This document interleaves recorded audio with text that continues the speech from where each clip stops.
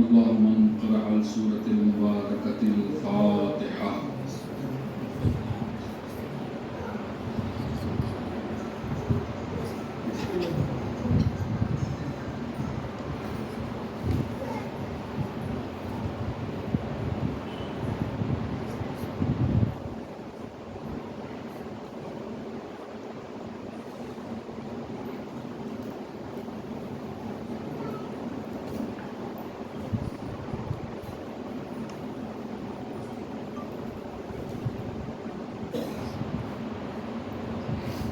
لا حول ولا قوة إلا بالله العلي العظيم. حسبنا الله ونعم الوكيل، نعم المولى ونعم النصير. بسم الله الرحمن الرحيم. الحمد لله الذي لا يبلغ مدحته القائلون ولا يحصي نعماه العادون ولا يعدي حقه المجتهدون. فطر الخلائق بقدرته ونشر الرياح برحمته وابتدى بالصخور ميدان أرضه. والصلاة والسلام على سيدنا ومولانا حبيب قلوبنا وطبيب نفوسنا بالقاسم المصطفى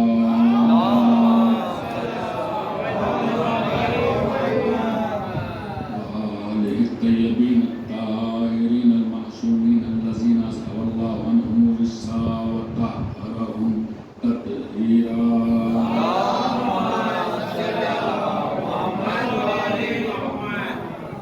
أما بعد فقد قال الله تبارك وتعالى في كتابه المبين وهو أصدق الصادقين وقوله الحق. بسم الله الرحمن الرحيم. أينما تكونوا يدرككم الموت ولو كنتم في بروج مشيدة. صدق الله.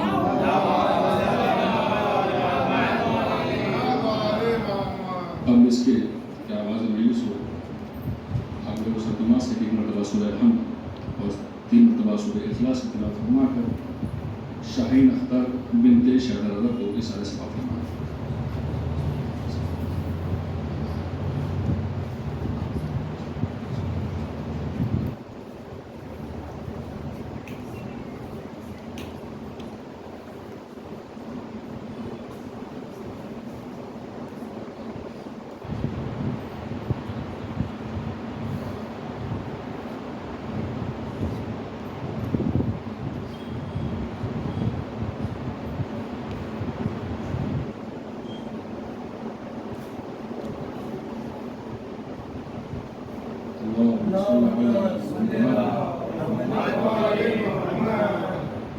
حقیر عادت رکھتا ہے کہ جس آیت مبارکہ کی تلاوت کرے اس کے سورے کے بارے میں مختصر معلومات خدمت دوستان میں عرض کر دیں. اور الحمدللہ میں کہوں گا کہ یہ میرے لیے بھی سعادت ہوتی ہے اور آپ لوگوں کے لیے بھی ایک استفادہ ہوتا ہے کہ جس بھی سورے کے بارے میں ہم گفتگو کریں حد اقل کے مختصر معلومات کی صحیح اس کے بارے میں ضرور ذکر ہو جانی چاہیے. سورہ نساء اور یہ آیت نمبر ہے 78 78. اینما تکونوا یدرککم الموت ولو کنتم فی بروج مشیدہ.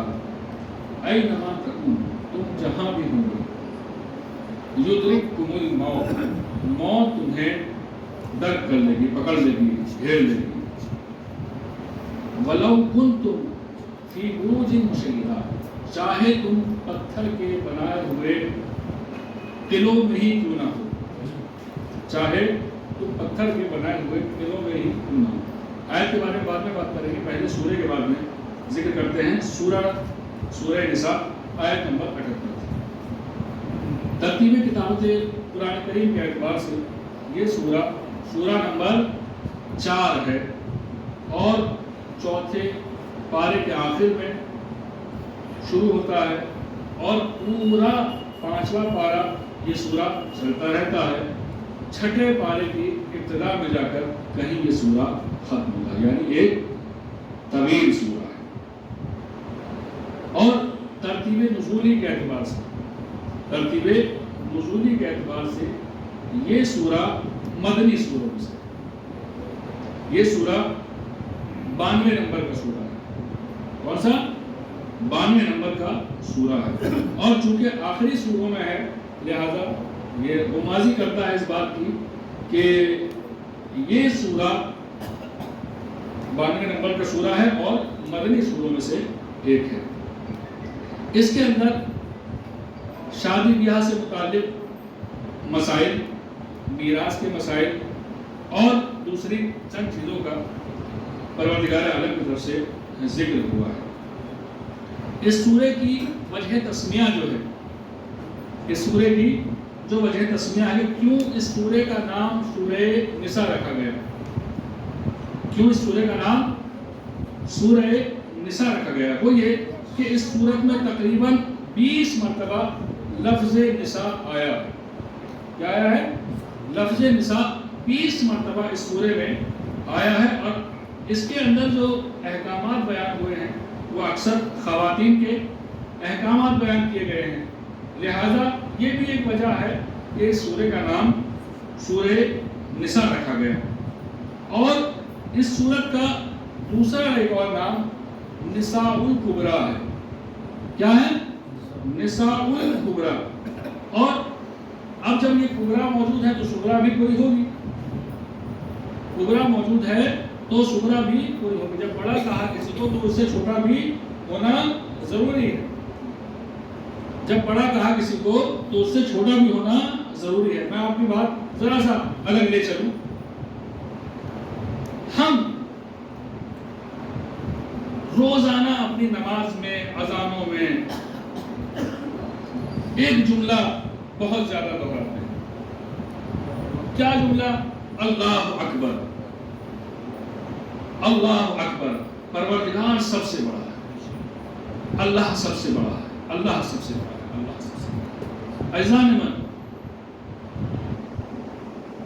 یقین جانیے بے شک وہ ہر ایک شے سے بڑا ہے، لیکن سچ بتلائیے جتنی مرتبہ ہم اس جملے کو اپنی زبان کے اوپر ادا کرتے ہیں کیا ہم اس کو اتنا ہی بڑا سمجھتے بھی ہیں؟ کیا ہم اس کو اتنا ہی بڑا سمجھتے بھی ہیں؟ یا اپنے کام، نوکری، بیوی، بچے، گھر بار، دنیا، یاری، دوستی کے سامنے اس کو چھوٹا کر دیتے ہیں، اس کے احکامات پیچھے رہ جاتے ہیں اور دوسری چیزیں آگے ہو جاتی ہیں. خیر، بات ہوئی کہ سورہ کا نام نساء الکبریٰ اس کا رکھا گیا کیونکہ ایک اور سورہ ہے کہ اس کا نام نساء الصغریٰ ہے. وہ سورہ کون سا ہے؟ سورہ مبارکہ طلاق. اس سورہ کا نام نساء الصغریٰ ہے اور سورہ نساء کا نام نساء الکبریٰ ہے. یہ دونوں سورہ جو ہیں ساتھ ساتھ ہیں، ان کے نام، ایک کا نام صغریٰ اور ایک کا نام کبریٰ. نساء الکبریٰ، نساء الصغریٰ. نساء الصغریٰ کون سا؟ سورہ طلاق. سروال اشارہ دیجیے.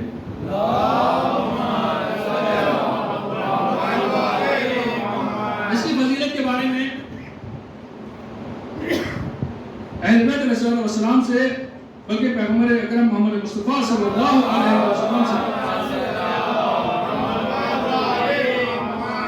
روایت ہے کہ جو شخص بھی اس سورے کی تلاوت کرنے والا ہو وہ ایسے شخص کی مانند ہے کہ جسے اس نے میراث پانے والے تمام مومنین پر صدقہ کیا ہو. ایسے شخص کی جیسا ہے کہ جس نے تمام مومنین کا صدقہ کیا ہو.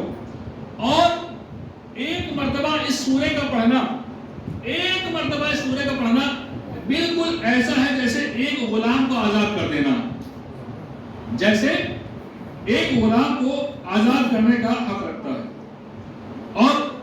اس کے جو دوسرے فوائد ہیں اس میں اہل بیت ارشاد فرماتے ہیں کہ جو شخص بھی اس سورے کی تلاوت کیا کرے گا. دیکھیے ہم کہتے ہیں اکثر جب بھی کسی سورے کے بارے میں بیان کرتے ہیں تو اس کی بے حد زیادہ فضیلت ہوتی ہے، بہت ساری اس کے بارے میں باتیں ہوتی ہیں، بہت زیادہ اس کے فضائل و مناقب ہوا کرتے ہیں. اب کبھی کبھی سننے والا یہ سوال کرتا ہے کہ بھئی ہر سورے کی تو آپ اتنی فضیلت بتا رہے ہیں، آخر روزانہ کس کس سورے کو پڑھیں؟ روزانہ کس کس سورے کو پڑھیں؟ تو میرے بھائی زیادہ کچھ کرنے کی ضرورت نہیں ہے، روز ایک پارہ پڑھ لیجیے، روزانہ ایک پارہ آپ پڑھ لیجیے. مہینے میں 30 دن ہیں، مہینے میں 30 دن ہیں، سبھی سورے آپ کے اس میں کور ہو جائیں گے. اور انشاءاللہ پروردگار عالم چونکہ جانتا ہے آپ کی نیت یہ ہے کہ ہر سورے کو پڑھ لیں، انشاءاللہ پروردگار عالم اس کا ثواب بھی آپ کو عطا فرمائے گا. ایک صلوات پڑھیں محمد.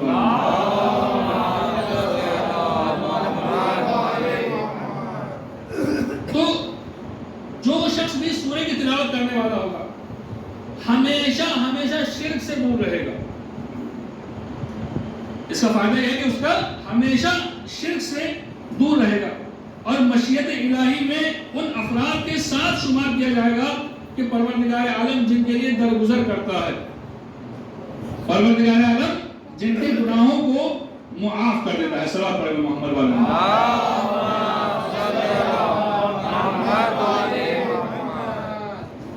اب آج ہم نے اسی سورے کی آیت کو کیوں تلاوت کیا، اس کی دو وجہ.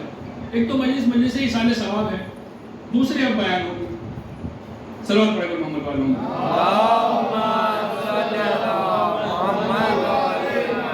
امیر المومنین مولا علی بن ابی طالب علیہ السلام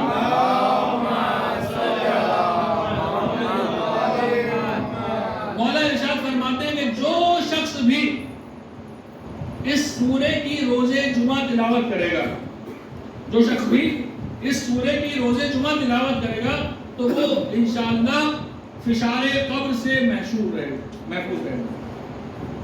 وہ شخص جو شخص بھی روز جمعہ اس سورے کی تلاوت کرے گا فشار قبر سے محفوظ رہے گا. اب دیکھیے یہ ساری روایات، ساری باتیں ہمارے سامنے ہیں، یہ ساری چیزیں ہمارے سامنے ہیں، لیکن ہمارا عمل کتنا ہے؟ ہم جب بھی اہل بیت علیہ السلام کی باتیں کرتے ہیں، ان کی زندگی کی باتیں کرتے ہیں، ان کی موت کی باتیں کرتے ہیں، ان کے فضائل کی باتیں کرتے ہیں، تو ہم سب کہتے ہیں ارے بھائی وہ کہاں تھے، وہ کہاں اور ہم کہاں. ان کا علم انہیں مجبور کر دیتا تھا کہ وہ سب چیزیں کریں. وہ اس طریقے سے تھے کہ جب کسی نے پوچھا مولا آپ گناہ کیوں نہیں کرتے معصوم، اس امام سے پوچھا گیا کہ معصوم گناہ کیوں نہیں کرتے، امام نے کہا کہ یہ بتلاؤ. ایک آگ کو منگایا اور اس کے سامنے لے آئے، کہا کہ تو اسے چھو سکتا ہے، تو اسے چھو سکتا ہے. کہا مولا خود جانتے بوجھتے میں کیسے آپ کو ہاتھ لگا دوں، مولا جانتے ہوئے میں آپ کو کیسے ہاتھ لگا دوں. تو امام فرماتے دیکھو جیسے تم جانتے ہو کہ اس کا انجام ہاتھ کا جل جانا ہے، ہم بھی جانتے ہیں کہ اگر کوئی گناہ انجام دیتا ہے، اگر کوئی گناہ انجام دیتا ہے تو اس کا انجام کیسی آگ ہوگی اور کیسی جلن ہوگی. اب ہم یہاں پر اسی بات کو دلیل بناتے کہ بھائی وہ تو ہر گناہ کا جانتے تھے، لہذا وہ ان گناہوں سے بچے ہوئے تھے، لہذا ان گناہوں سے وہ رکے ہوئے تھے. تو میرے بھائیوں میں آپ سے معصومین جیسی سیرت کو نہیں چاہتا، آپ سے بالکل ان کے جیسی زندگی کو نہیں چاہتا، ان کے جیسے کردار اخلاق کو آپ سے نہیں مانگ رہا. پھر کیا مانگ رہے؟ میرے بھائی جتنا آپ جانتے ہیں، میں اور آپ جتنا ہم جانتے ہیں، اگر اسی کے اوپر عمل کر لیں تو بے شک ہماری زندگی گلزار بن جائے گی. صلوات پڑھیں محمد.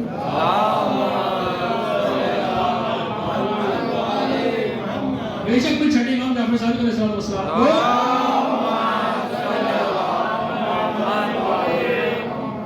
ہم سے یہ نہیں کہنا پڑے گا کہ ہمارے لیے باعث ذلت نہ بنو.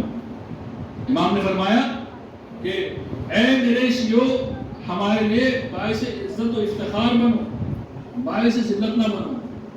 معاشیات ہیں، ہمارے ہی بعض کام ہیں کہ جو ہمیں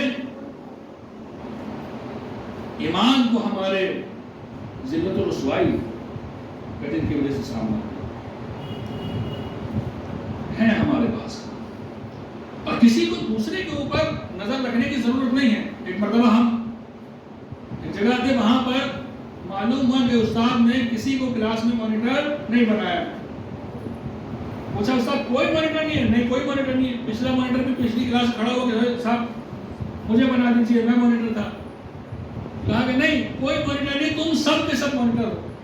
تم میں سے ہر ایک اپنے نفس کو مانیٹائز کرے، اپنی دیکھ ریکھ کرے کہ میں کوئی برا کام انجام نہ دوں۔ اور جب ہر کوئی اپنے اوپر کنٹرول کیا ہوگا تو پھر کون ہوگا جو یہاں برائی پیدا کرنے والا ہوگا؟ پھر کون ہوگا جو برائی کرنے والا ہوگا؟ جب ہر ایک شخص معاشرے میں اپنی ذمہ داری یہ سمجھ لے گا کہ میں اپنے آپ کو کنٹرول میں رکھوں، تو پھر کون ہوگا جو برائی کو انجام دے گا؟ پھر کسی مانیٹر کی الگ سے ضرورت نہیں پڑے گی۔ صلوات علیہ محمد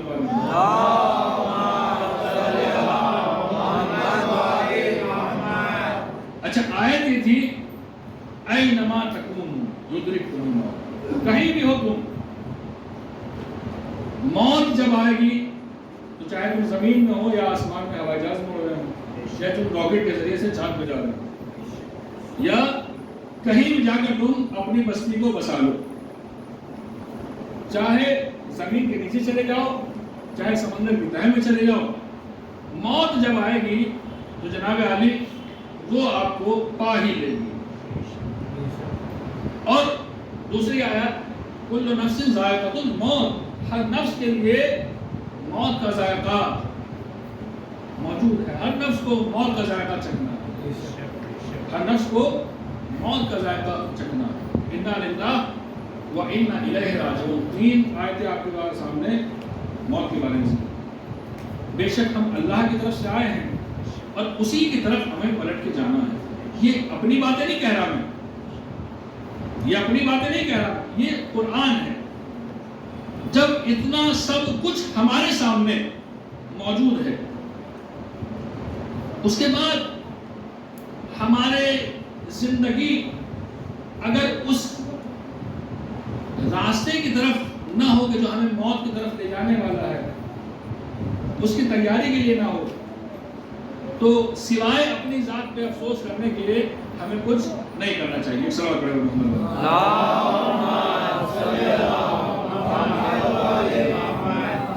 یہ دنیا ختم ہو جانے والی ہے، کچھ وقت کے لیے ہم یہاں آئے ہیں اور اس سے جانا ہے ہمیں۔ وہ جو سب سے افضل مخلوقات ہیں، امام سجاد علیہ السلام،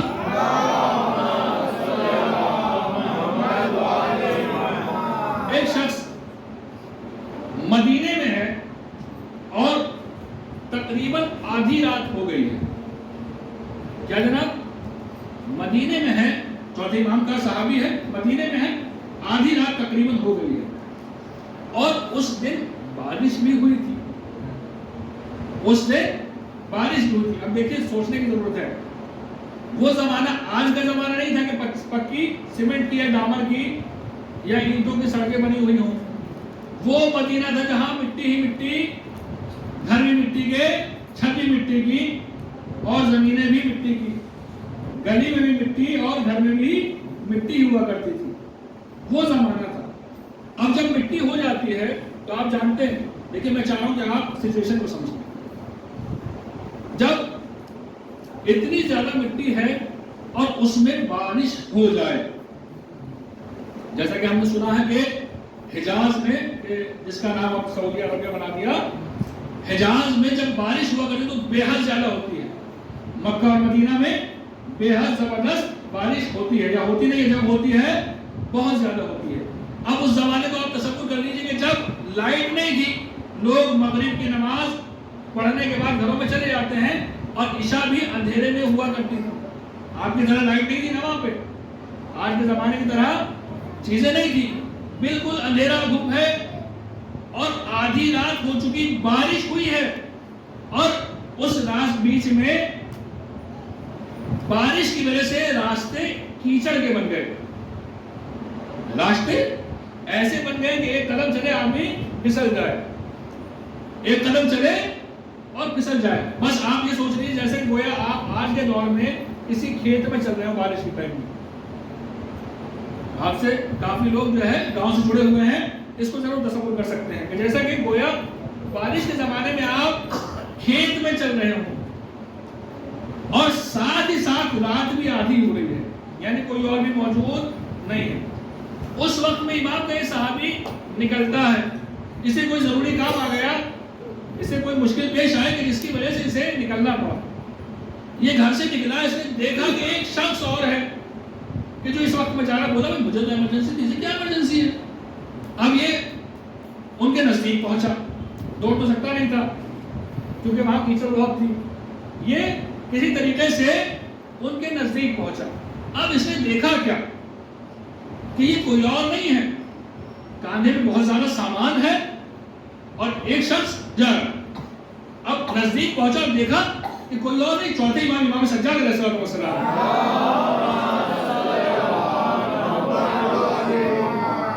امام سجاد علیہ السلام، دیکھیے اشارے ثواب کی مجلس سے موت کا ذکر کروا،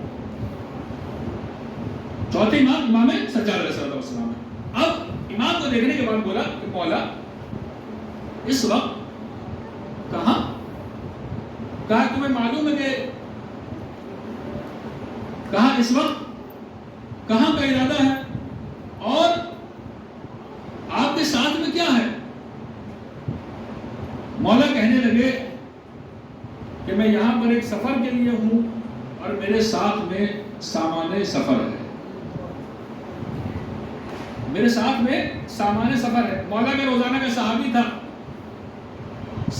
مولا کا روزانہ زیارت کے لیے آیا کرتا تھا، روزانہ سلام کرنے آیا کرتا تھا۔ ہماری طرح نہیں، ہفتے میں ایک دفعہ پروردگار کو سلام کرنے آتے ہیں، السلام علیکم پروردگار ہم بھی مسلمان ہیں، ایسا صحابی نہیں تھا، بلکہ روزانہ کا صحابی تھا، روز آیا کرتا تھا امام سے ملاقات کے لیے، مولا کو سلام کیا کرتا تھا۔ اور جب اس نے رات کو ملاقات ہوئی تو اس نے دیکھا مولا نے تو کہا سفر کے لیے جا رہے ہیں، 3 روز تک امام سے ملنے نہیں گیا۔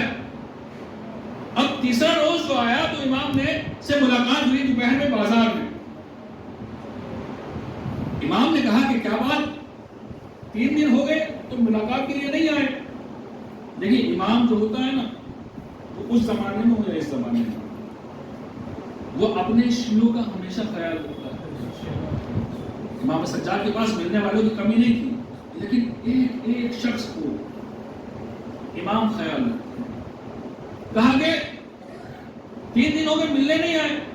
کہا مولا میں نے سوچا کہ آپ آدھی رات کو گھر سے اس لیے نکل کے جا رہے تھے کہ آپ کو آس پاس کے کسی قافلے میں جا کے جوائنٹ ہونا ہوگا، وہاں آپ کو جا کے کسی قافلے سے جڑنا ہوگا، اور صبح کی نماز کے بعد جیسا کہ قافلے اکثر جایا کرتے ہیں آپ بھی کہیں جا رہے ہوں گے اور سامان بھی آپ کے ساتھ میں تھا، تو میں تو یہی سمجھا کہ آپ کہیں جا رہے ہوں گے۔ تو امام نے فرمایا کہ وہ سامان جو تھا نا، وہ کوئی اور سامان نہیں تھا بلکہ میرا سامان آخرت تھا کہ جسے میں غریبوں تک پہنچانے جا رہا تھا۔ یہ طریقہ کار ہے اہل بیت کا کہ وہ اپنے آخرت کے لیے اس طریقے سے کوشش کرتے ہیں، اپنی آخرت کے لیے اس طریقے سے کوشش کرتے ہیں، کہتے ہیں کہ یہ میرا سامان ہے کہ جو میرے کاندھے کے اوپر رکھا ہوا ہے، یہ میرا سامان آخرت ہے۔ ایک مرتبہ کی بات ہے جب امیر المومنین شہید ہو چکے اور امام حسن علیہ السلام کا دور آیا،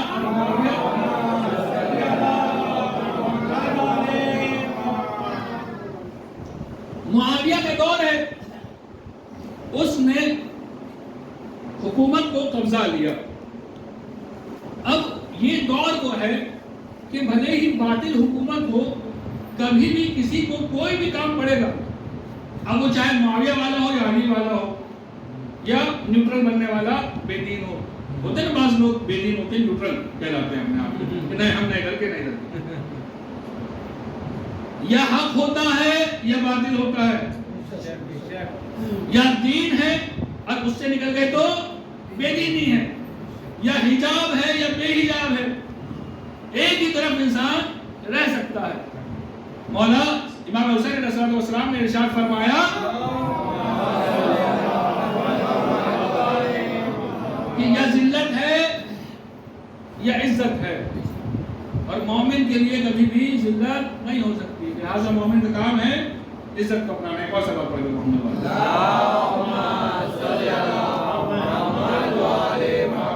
اب معاملہ کلیئر ہے، بعض علی والے ہیں اور بعض معاویہ والے ہیں.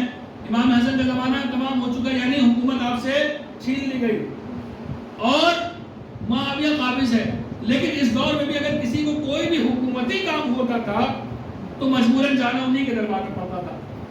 اب مولا کا ایک صحابی، امام کا ایک چاہنے والا، مولا علی کا ایک رکابدان، مولا کے اس دشمن کے دربار میں جاتا ہے.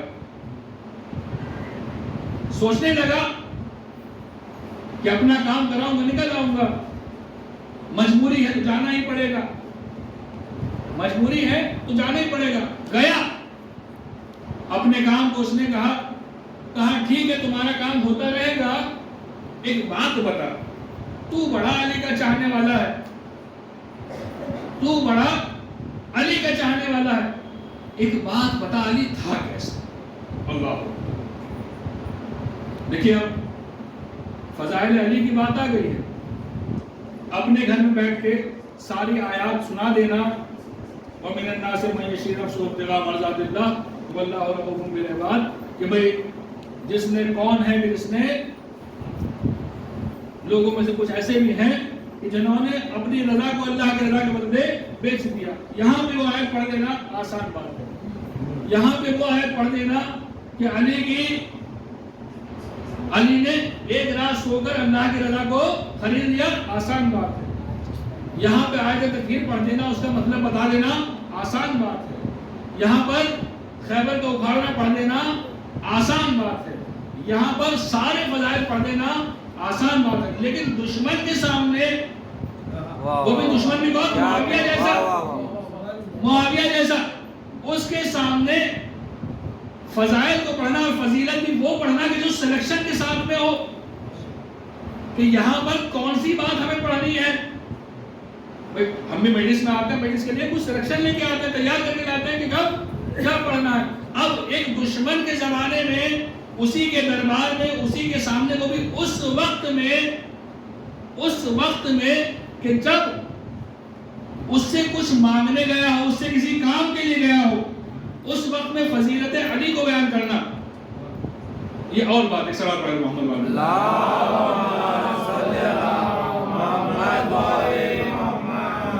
کہنے لگا کہ بتاؤ تمہارا مولا کیسے تھا؟ کہ ٹھیک، زیادہ کچھ بیان کرنے کی ضرورت نہیں ہے علی کو بیان کرنے کے لیے. علی بس ایسے تھے کہ ایک مرتبہ میں نے اپنے مولا امیر المومنین علی بن ابی طالب علیہ السلام کو آدھی رات کے وقت دیکھا. آدھی رات کے وقت دیکھا کیا کہ میرے مولا محراب میں گئے اور آپ نے محراب میں جا کر 2 رکعت نماز پڑھی، اور اس کے بعد میں علی گریہ و زاری کرنے لگے، اور اس گریہ و زاری میں اس کے بیچ میں اپنی داڑھی کو پکڑتے ہیں اور پروردگار عالم کی بارگاہ میں یہ شکوہ کر رہے ہیں، آہ آہ کتنا کم زاد آخرت ہے، آہ آہ کتنا سفر طویل ہے،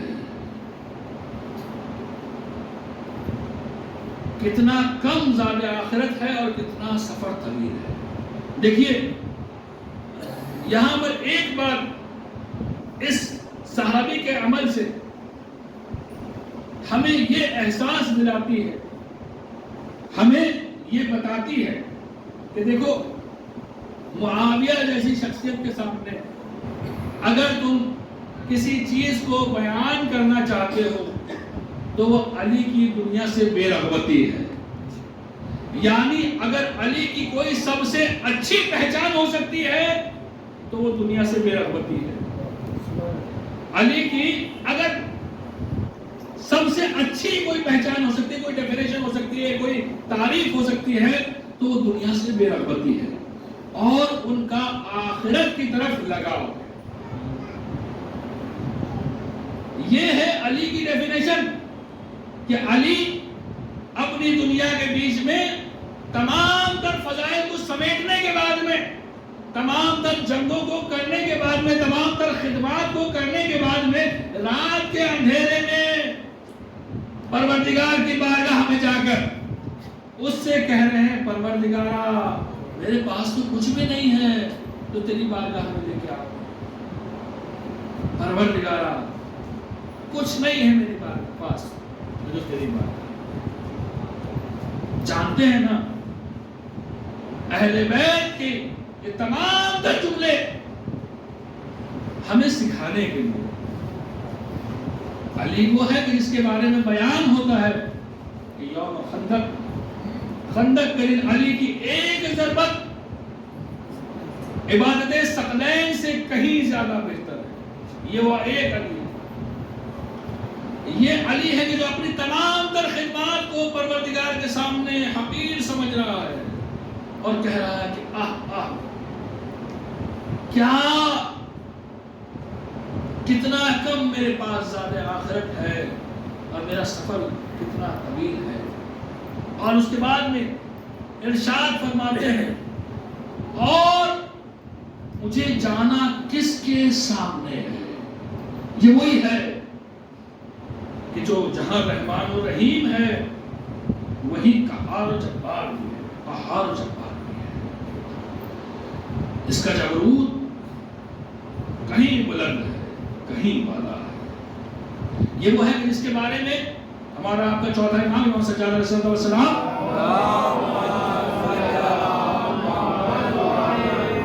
جب اس دن کے بارے میں بات کرتے ہیں، مولا جب روز قیامت کے بارے میں بات کرتے ہیں مولا، تو مولا کیا فرماتے ہیں؟ مولا یہ ارشاد فرماتے ہیں کہ پروردگارا الہی عاملنا بفضلک ولا تعاملنا بعدلک، پروردگارا جب تو میرا حساب کرنا تو اپنے فضل و کرم کے ساتھ میرا حساب کرنا، عدل کے ساتھ میرا حساب نہ کرنا۔ کون ہے؟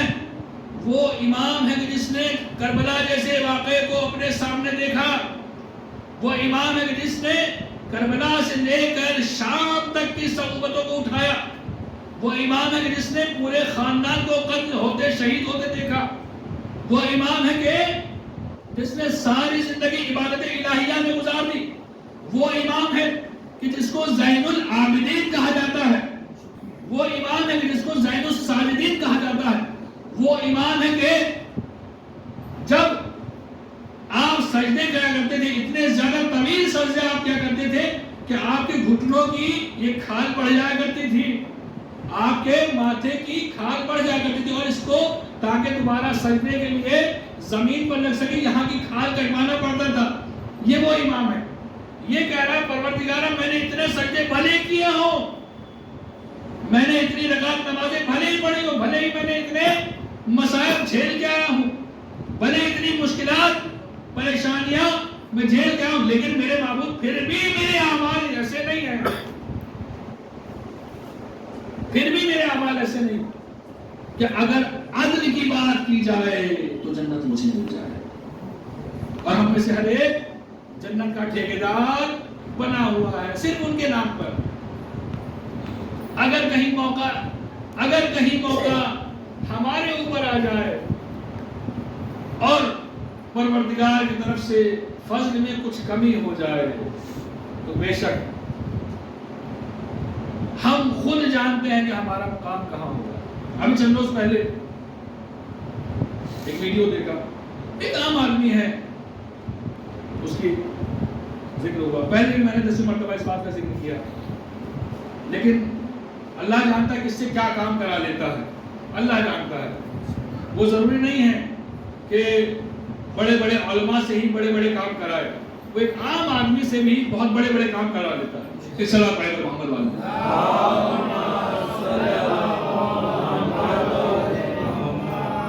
تو پروردگار کے سامنے ہمارے جو اعمال ہیں وہ جب پیش ہوں گے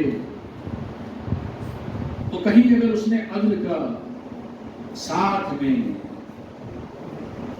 ہمارا حساب و کتاب کیا تو بے شک بے حد زیادہ مشکل ہو جانے والا ہے، بے حد زیادہ مشکل اور پریشانی ہو جانے والی ہے۔ لیکن یہیں پر خود قرآن کریم ہمیں سہارا دیتا ہے، کتب علی نفسہ الرحمہ، پروردگار وہ ہے کہ جس نے اپنے نفس کے اوپر رحمت لے لیا ہے، جس نے اپنے اوپر لازم و واجب کر لیا ہے کہ وہ لوگوں کے اوپر رحمت ضرور کرے گا۔ انشاءاللہ کہ پروردگار کی بارگاہ میں جب میں اور آپ حاضر ہوں تو انشاءاللہ پروردگار ہمارے لیے اپنے فضل کے دروازے کو کھول دے اور اپنے عدل کے ذریعے سے ہمارے حساب و کتاب کو نہ لے۔ اور دیکھیے قیامت تو بہت دور کی بات ہے، پوری قیامت کو نہیں پانا تو بہت دور کی بات ہے۔ اس کی جو شروعات ہوگی نا، اس کی جو شروعات ہوگی وہ کہاں سے ہوگی؟ وہ پولیس راج سے ہوگی، پولیس راج سے ہوگی۔ سب سے پہلے جیسے ہی پولیس راج کے اوپر پہنچے گے تو دیکھیے وہ جو کافرین ہیں، وہ جو بے دین ہیں، ان کو تو اس سے پہلے ہی روک کے سیدھے جہنم پہنچا دیا جائے گا۔ اب جو وہاں سے آگے بڑھنے والے ہوں گے وہ کون ہوں گے؟ وہ مومنین ہوں گے کہ جو جنت کی طرف جا رہے ہوں گے۔ ان سے پوچھا ہے کہاں جائے گا؟ جی پی ایس بتا رہے ادھر جنت ہے، مجھے ادھر ہی جانا ہے، ادھر جنت ہے مجھے ادھر ہی جانا ہے۔ کہا کہ ٹھیک ہے، راستے میں جانے کا پاسپورٹ لگے گا، ایک جواز چاہیے آپ کو۔ پولیس رات پہ ایسے انٹری نہیں ملنے والی، چونکہ اگر یہ جواز آپ کے پاس نہ ہوا، اگر یہ پاسپورٹ آپ کے پاس نہ ہوا تو آپ کو یہاں انٹری تک نہیں ہے، بلکہ وہیں سے وہیں، یعنی اگر اعمال خراب ہیں تو اس سے پہلے ہی آپ کو جہنم کے حوالے کر دیا جائے گا۔ صراط پہ پہنچنے کا موقع ہی تب آئے گا کہ جب آپ کے عقائد صحیح ہوں گے، جب آپ کے عقائد صحیح ہوں گے۔ اب جو عقائد صحیح ہوں گے پہنچے گا پولیس صراط پر، کہا کہ بھئی جواز کہاں ہے، تمہارا پاسپورٹ کہاں ہے؟ تو حدیث سہارا دے گی، لِكُلِّ شَيْءٍ جَوَازٌ، ہر چیز کے لیے ایک جواز، ایک پاسپورٹ ہے، ایک چیز کو جائز کرنے کی ایک سند ہے۔ وہ جواز المؤمن حب علی بن ابی طالب علیہ السلام، علی کے لیے جو یہاں پاسپورٹ بننے والا ہے وہ علی کی محبت ہے، علی کے چاہنے والوں کے لیے جو پاسپورٹ بننے والا ہے وہ علی کی محبت ہے۔ لیکن بس یہ مرحلہ ہوگا ابھی آپ کا، یہاں آزاد کر دیا جائے گا، پھر تھوڑی دیر میں روک لیا جائے گا کہ بھئی آپ بہت پڑھا کرتے تھے، بچوں نے پڑھا نا شروع میں، فروع دین، اول نماز، اب پھر آدمی بندے مومن شروع کرے گا نماز کو گننا، وہ 55 سے 15 سال تک تو چلو میں نے گن لیا، واجب نہیں تھی، جبکہ 12 میں ہو گئی تھی، پر پھر بھی کسی نہ کسی طریقے سے مجھے تو بہت مغالتے تھے، 15 سال میں کچھ نہیں تھا، 15 سال کے بعد سے وہ اپنی گنتی شروع کرے گا۔ بعض لوگوں پہ جلدی جوان ہو جاتے ہیں، جلدی بلوغت شروع ہو جاتی تھی، نشانی ہے بلوغ کی، اگر کسی کے اوپر وہ ظاہر ہو جاتی ہیں تو وہ بالغ کہہ جاتا ہے۔ انشاءاللہ کسی موقع پہ عرض کروں گا، احکام میں نہیں جانا چاہتا میں، کہ اب یہ 15 سال کی اسٹارٹ کرے گا نماز کو شروع کرنا، اب 50 سال 60 سال میں دیکھے گا کہ جناب علی آدھے سے زیادہ تو نمازیں نہیں ہیں، کسی نہ کسی طریقے سے پھر دوبارہ اگر آواز آ گئی اسے، اول نماز، دوسرے روزہ، پھر ان کا ذکر آئے گا، بچے خاموش کیوں ہیں، دوسرے روزہ، پھر ذکر آئے گا کہ روزے کتنے رکھا کرتے تھے، کہا کہ جناب میں تو ہمیشہ آدھے رکھ لیتا تھا، رکھ لیتا تھا۔ پھر اس کے بعد کہا اچھا اول نماز، دوسرے روزہ، تیسرے حج کے لیے مجھ پہ تو پیسے ہی نہیں تھے، باقی دنیا کے لیے تھے، لیکن اسی کے لیے بات کر رہا ہوں جس کے پاس ہے، باقی دنیا کے لیے تھے لیکن حج کے لیے نہیں تھے، تیسرے روزے، چوتھے زکات۔ اب کسی طریقے سے فروع دین تمام کرے گا، لیکن ہر موقع پہ روک دیا جائے گا، ہر موقع پہ اسے مدد کی ضرورت پڑے گی. لیکن اہل بیت علیہ السلام شروع میں ہی کہہ چکے، چھٹے امام جعفر صادق علیہ السلام،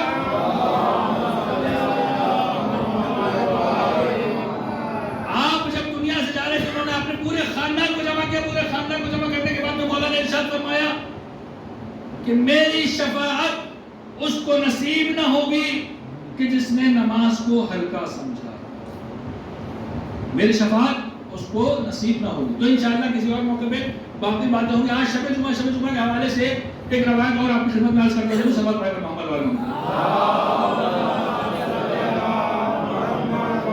شب جمعہ ہے. دیکھیے شب جمعہ کیا فضیلت ہے. میں سے حساب ثواب ہے انشاءاللہ. یہ جملہ یہ باتیں انشاءاللہ اس مرحومہ کے ثواب میں اضافہ فرمائیں گی. صلی اللہ علیہ محمد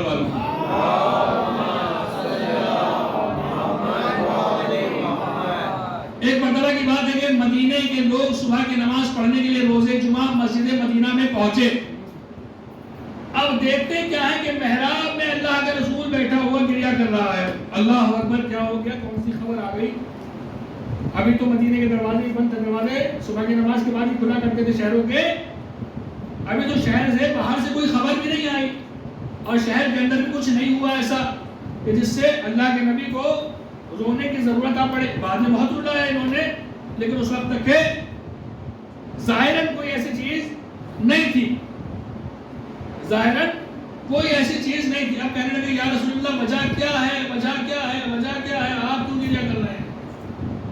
تو اللہ کے رسول نے کہا کہ دیکھو روز جمعہ تھا، آج روز جمعہ کل شب جمعہ گزری ہے، روز جمعہ کل شب جمعہ گزری ہے، میں تمہارے مردوں کی وجہ سے رو رہا ہوں. اللہ اکبر، کیسے یا رسول اللہ کیسے؟ کہا شب جمعہ وہ ہوتی ہے کہ مومنین کی روح کو پروردگار عالم کی طرف سے اجازت مل جاتی ہے کہ وہ اپنے اپنے گھروں پہ جائیں اور اپنے گھر والوں سے کچھ حاصل کر لیں، جس کے نتیجے میں اگر وہ کچھ گناہ انجام دے کر آیا ہے یا تو اس گناہوں میں معافی ہو جائے گی یا اس کی نعمتیں کچھ اور اضافہ کرتی جائیں گی. لیکن تم میں سے کچھ ہی افراد ایسے تھے کہ جنہوں نے اپنے مردوں کو راضی تو کیا، ورنہ باقی سب کے مردے روتے گریا کرتے اس جگہ سے. تمہارے گھروں سے باقی سب کے سب گریا کرتے ہیں. یا رسول ہم آپ سے، آپ کے صدقے سے پروردگار سے دعا کرتے ہیں میرے معبود ہمیں وہ توفیق دے کہ حد اقل شب جمعہ میں ہم نماز میں حاضر ہو سکیں. حد اقل کہیں اور نہ صحیح، وہاں تو ہم فاتحہ پڑھتے ہی ہیں نا. حد اقل اس روز ایسا کچھ کر دے کہ ہم شب جمعہ میں نماز جماعت میں حاضر ہو سکیں، چونکہ وہاں تو فاتحہ ہوتی ہے. اور توفیق دے کہ ہم اس دنیا کے جھنجٹ سے اپنے آپ کو ایسا آزاد کر لیں کہ ہمیشہ ہمارے سامنے وہ آخرت رہے اور ہمارے بزرگان رہیں. کہ چونکہ اگر ہم نے اپنے بزرگوں کو یاد رکھا تو خدا شاہد ہے کہ جنہوں نے اپنے بزرگوں کو یاد نہیں رکھا ان کی اولادیں بھی ان کو بھول گئی ہیں. تاریخ گواہ ہے کہ جنہوں نے اپنے بزرگوں کو بھلا دیا ان کی اولادوں نے بھی پھر ان کو بھلا دیا. جتنے بادشاہوں نے اپنے باپ کو، چچا کو، خاندانیوں کو قتل کیا گدی کے لیے یا کسی مقصد کے لیے، ان کی اولادیں بھی بعد میں ایسی آئیں کہ ان کو یا تو جیل میں قید کرتی ہوئی آئیں یا ان کے ساتھ میں صلہ رحمی کو ختم کرتی ہوئی آئیں. تو بارگاہ رب العزت ہی وہ جگہ ہے جو ہمیں پناہ دے سکتی ہے ان تمام تر چیزوں سے. اور اس بارگاہ میں پہنچنے کا بہترین وسیلہ اہل بیت علیہ السلام. اہل بیت وہ ذوات مقدسہ ہیں کہ اگر ہم میں سے کسی کا جوان مرتا ہے تو ہم ان کے جوان کو رو لیتے ہیں، کسی کا بوڑھا مرتا ہے تو ان کے بوڑھوں کو رو لیتے ہیں. ایک ماں کی سال ثواب کی مجلس ہے. میں بھی چاہوں گا کہ ایک ماں کے مسائل کو پڑھوں. وہ بھی کہ جس کی شہادت کے ایام نزدیک ہے، اتنی مظلومہ ہیں کتنی زیادہ آپ مظلومہ ہیں کہ اصل شہادت کی تاریخ میں نہیں معلوم، یا معلوم ہوتا ہے کہ 70-72 دن بعد آپ کی شہادت ہوئی، یا معلوم ہوتا ہے کہ 40 دن بعد آپ کی شہادت ہوئی۔ یہ مظلومہ وقت وہ آیا کہ باپ کی شہادت ہوئی، اور باپ کی شہادت کے بعد گریہ و زاری کیا کرتی ہیں، ہر وقت گریہ و زاری میں مشغول ہیں۔ اللہ کے نبی جیسا، رحمت للعالمین کے جیسا باپ جس کا ہو اور اس دنیا سے چلا جائے تو اسے کتنا رونا آئے گا۔ ہاں ارباب اعضاء، زہرا اپنے باپ کو رویا کرتی ہیں، لیکن مدینے والے یہ کہ جو نبی کا کلمہ پڑھنے والے تھے، یہ علی سے کہلوا کے بھیجتے ہیں، اے علی اپنی زوجہ سے کہہ دو یا دن کو رویا کریں یا رات کو رویا کریں، اے علی کہو یا دن کو رویا کریں یا رات کو رویا کریں، چونکہ ان کے رونے سے ہمیں بڑی بے چینی ہوتی ہے۔ ہاں ارباب اعضاء، اب علی نے وہ کام کیا کہ رات کو زہرا گھر میں گریہ کیا کرتی تھی، دن میں ایک بیت الحزن بنوایا کہ جہاں پہ گریہ کے لیے چلی جایا کرتی تھی۔ ہاں ارباب اعضاء، اب ایک جگہ کو معین کیا گیا کہ جہاں ایک پیڑ کے نیچے زہرا رونے کے لیے جایا کرتی تھی، لیکن ظالموں سے یہ بھی نہ دیکھا گیا، اس پیڑ کو کاٹ دیا گیا۔ ہاں ارباب اعضاء، اتنے ستم زہرا کے اوپر ڈھائے گئے کہ زہرا کو کہنا پڑا، اے بابا سبت علیہ مصائب لو النہار، اے بابا آپ کے بعد مجھ پر اتنا مصائب ڈھائے گئے، اگر وہ روشن دنوں کے اوپر پڑتے تو وہ دن مثل سیاہ رات کے ہو جاتے۔ ہاں ارباب اعضاء، زہرا کی شہادت کا وقت نزدیک آیا، مجھے ایک مرتبہ دیکھتے کیا ہے، ام سلمہ گھر میں دیکھتی ہے کہ زہرا ایک ہی وقت میں 3 کام انجام دے رہی ہے، چکی بھی پیس رہی ہے، بچوں کو بھی نہلا دھلا رہی ہے اور دوسرے کاموں میں بھی مشغول ہے۔ کہا کہ بی بی یہ کیا وجہ ہے کہ آپ ایک وقت میں 3 کام انجام دے رہی؟